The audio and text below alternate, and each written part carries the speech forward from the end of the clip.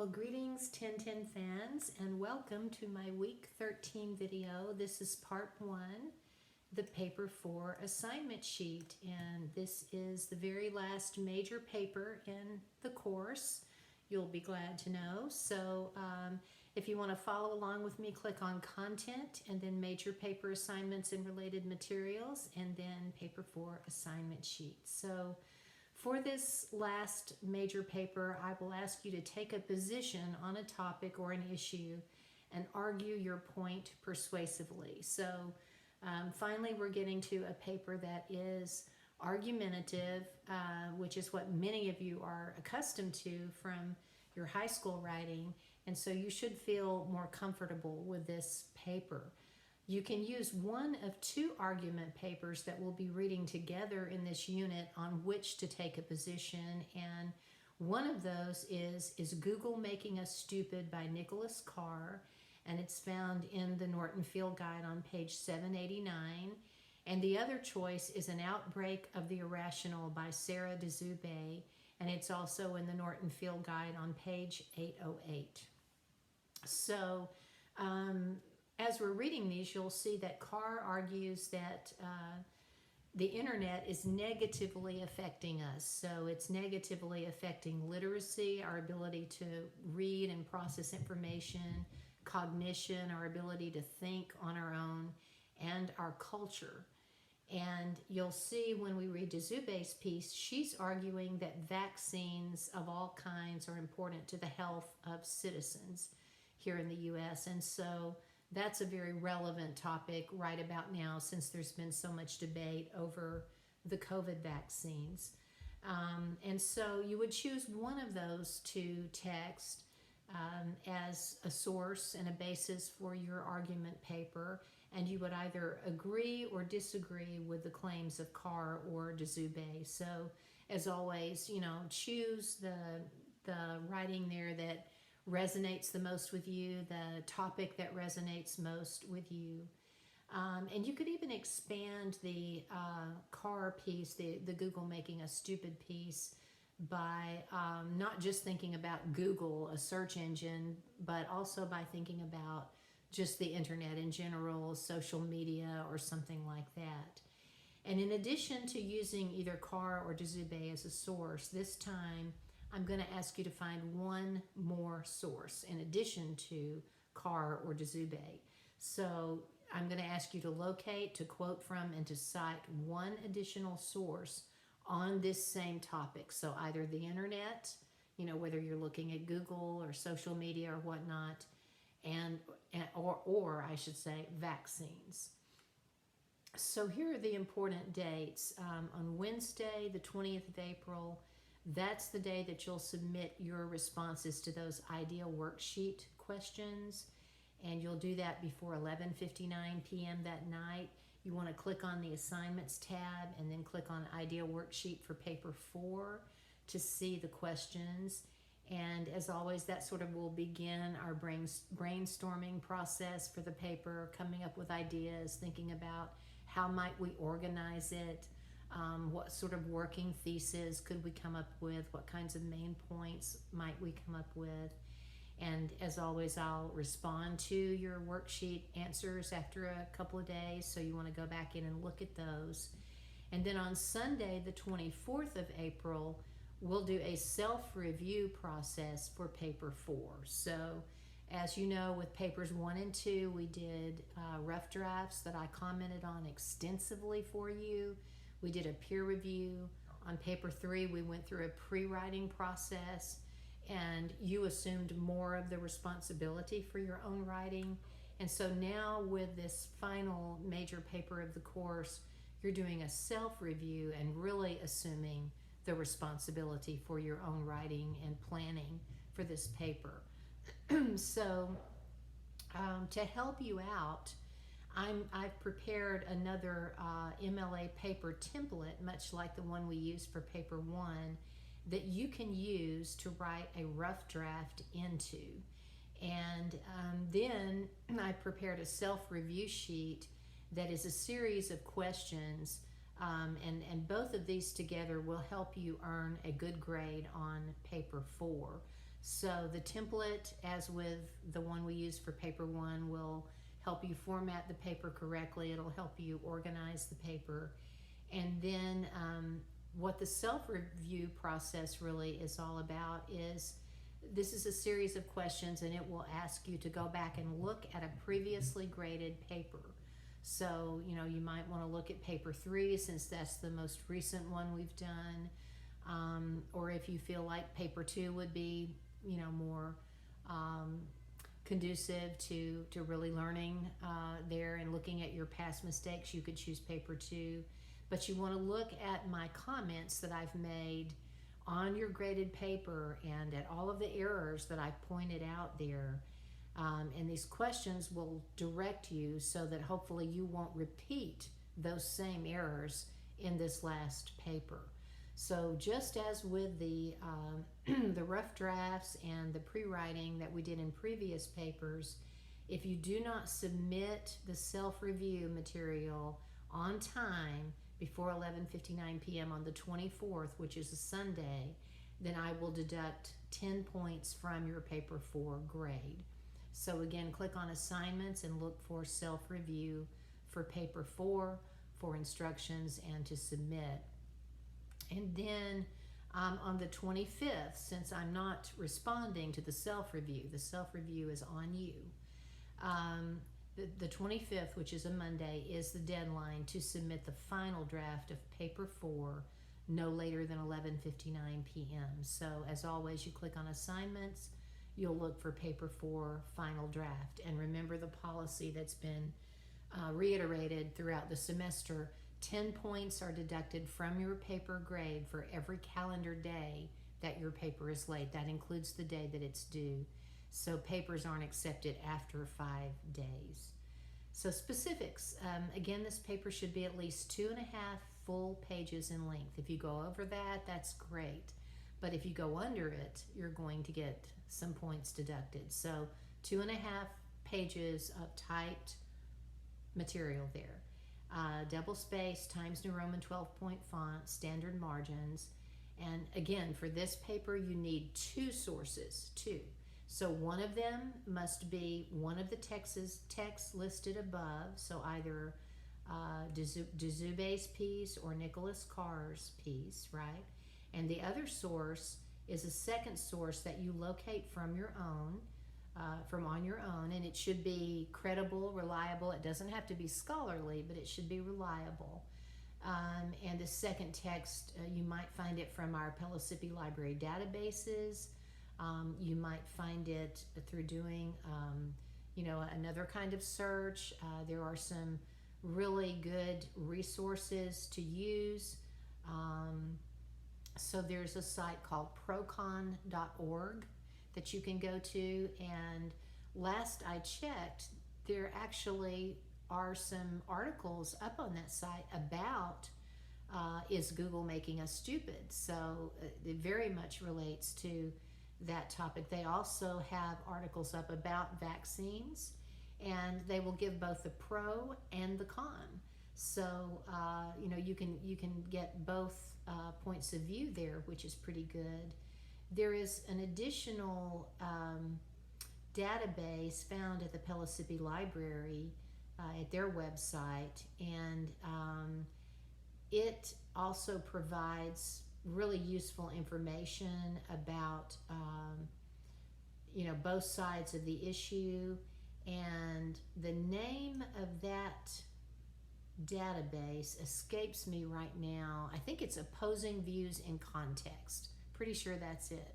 Opposing Views in Context. So if you go to databases and you do a search for that database, you should find it, and then you could type in your topic, vaccines or social media or the internet, is it healthy or not for us, and some good sources will come up there. So if you want to add sources beyond that, that's of course fine, but you must have at least 2. One of them that's one of the 2 texts that you're going to be using as a source depending on which topic you choose, and then an additional one. You have to quote from all your sources within the body of your paper. citing an MLA citation, and you must also cite all the sources you use on that separate works cited page at the end of your paper. So you need at least 2.5 typed pages of your essay, and then a separate works cited sheet. And as always, we're conforming to a formal academic structure, so your introductory paragraph with the thesis at the end, supporting paragraphs that this time around are going to lay out your main points. And also you might want to offer the counter argument, since this is an argumentative paper, so the other side, what the other side might have to say, and a rebuttal to that counter argument, so why the other side is mistaken and your side is correct, using manner of delivery, so not in any way degrading the opposition, right, but being respectful to them, and then your formal conclusion. So the objective of this paper is to argue persuasively, fairly, and effectively, either for or against one of those two topics. The internet, whether it's just the internet in general, like Google, or whether it's social media, or the other topic that's in the reading that you could choose from about vaccines. So to create a successful researched argumentative essay, here are the questions you should be asking yourself as you're going along in your writing process. So have I chosen a title that reflects my topic in a creative way? Do I have an interesting hook in place for my opening sentence? So remember, that title is the first way that a writer has to communicate anything to a reader. So your title is the very first way that you have to say anything to anyone who's reading your paper. So if you can make it informative and kind of creative while maintaining that sense of an academic voice, that's really a good thing. And then your hook, that first line or two that sort of reels the reader in, makes the reader want to keep reading. You want to clearly explain to the reader your subject matter in your very first paragraph. So if we get to the end of paragraph 1 and we don't know whether you're writing about the internet or vaccines, we're in trouble. Do I have a thesis statement? And that should appear right at the end of paragraph 1 as that last sentence or two that states my position clearly. So we need to know how you feel about your chosen topic, either the internet, social media, or vaccines, right? And then have I discovered at least 3 main points that outline and support my argument? So, as you're looking at sources and as you're doing the readings, you want to be thinking about, okay, what are some reasons why maybe the internet is healthy and beneficial to society? What are some reasons why it might not be? What are some reasons why vaccines are really important and advantageous and healthy for us? What are some reasons maybe why some people might be opposed to them? And then does each paragraph in my essay begin with a clear topic sentence? So you need that very first sentence in a paragraph that we call a topic sentence to clearly let your reader know, okay, here's what I'm going to talk about now, right? And you want to use those transition words like, first one may consider blah, blah, blah. Next, da-da-da. Finally, da-da-da. Moreover, furthermore, in addition, you want to keep transitioning so the reader can easily connect your thoughts and your ideas. Have I chosen one of the 2 above mentioned articles with which to agree or disagree? Have I found that second source?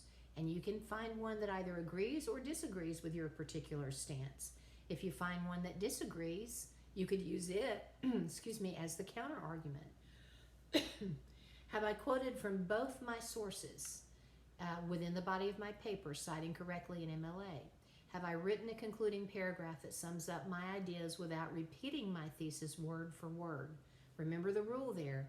Don't repeat your thesis word for word. That is so boring to your reader. Restate your main ideas in a new way and save some particular insight or thought for that last paragraph. Do I have that separate works cited page? Are all the sources that I used in my paper correctly cited there? Have I proofread, spell checked, grammar checked my paper before turning it in? Very important. So now here are some examples of thesis statements for the above mentioned topics. So first is the idea of is Google making us stupid, which focuses on the internet. And obviously the author there feels that it is. So you might agree with him, you might disagree with him. If you agree with him and you feel like the internet is not healthy, you might say something like this. After carefully considering both sides of the issue, one may conclusively argue that the internet, though able to provide us with the advantage of instant information available at our fingertips, also exerts many negative effects upon our cognition and our ability to concentrate. So cognition, the ability to think and learn, right? Now you may disagree with Nicholas Carr, and if you did, this might be your thesis.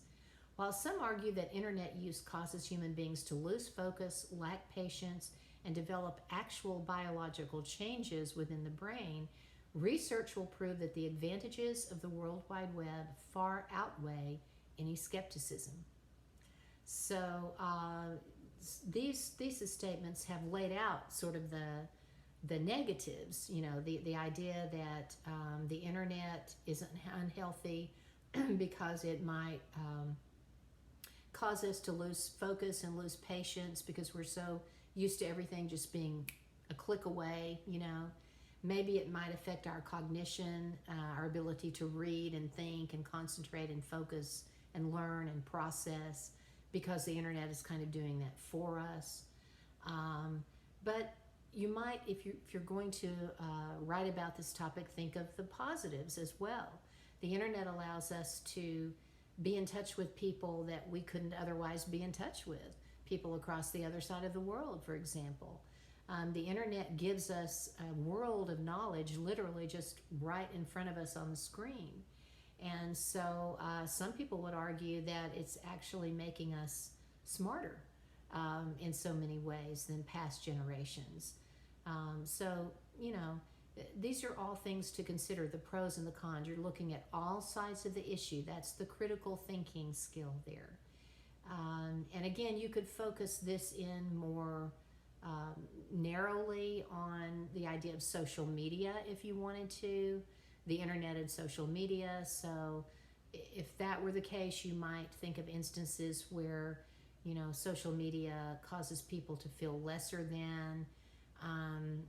Everyone is sort of posting their best lives and their best selves on there, and it may not be always totally realistic. So you always feel like you're not quite as together as your friends who are posting. And also the idea that sometimes people are bullied via social media, and some people have even sadly committed suicide because of having been bullied on social media. So that's another slant that you could take if you wanted to write about that subject. Now here's a thesis that is pro an outbreak of the irrational. So pro the idea that vaccines are beneficial and a necessity. Though some express legitimate reasons for their fear of vaccines, research into the subject will prove that vaccination is the duty of all Americans, not only to themselves, but to others. And then if you were taking the opposite stance, here's a sample of a thesis. While one cannot deny the success of many vaccination programs in the United States and throughout the world to eradicate horrific illnesses, research into the subject will prove that the concerns of anti-vaccine activists, including their political and ethical questions, are valid and worthy of consideration. So those are both sides of the issue. And again, as you're reading and researching, you want to be thinking, what would be some reasons why being vaccinated is beneficial? Well, we know that many terrible diseases have been eradicated because of vaccinations. There was a time in our country when children either died or they were affected for the rest of their lives, paralyzed often from polio, for example. They died early from rubella. And once we had vaccinations for all of that, then those horrible diseases essentially were eradicated from our country, leading to the fact that hundreds of thousands of people's lives probably were saved over the course of time, and a lot of illness was prevented, and struggling and suffering was prevented. So, that's something that you could certainly think about. And the idea that the one student expresses here in the pro thesis, that it's like a duty, not just to yourself, but to all the people around you, to be vaccinated, because while you may be okay, they might not be. You might be carrying the disease to them and not even know it if you're asymptomatic. So those are some reasons, pro. There are also reasons that anti-vaccine activists really set forth as well, and you'll find those on the procon.org site and on the other database that I mentioned in our Pellissippi Library website as well. So that is basically paper 4. And again, all the activities that we'll be doing in the discussion board will really be helpful to you. We'll be thinking about the pros and cons, and we'll be thinking about good sources to use. And also I'll be showing you some sample papers that will be really helpful. So thank you for your patience, and I'll see you next time.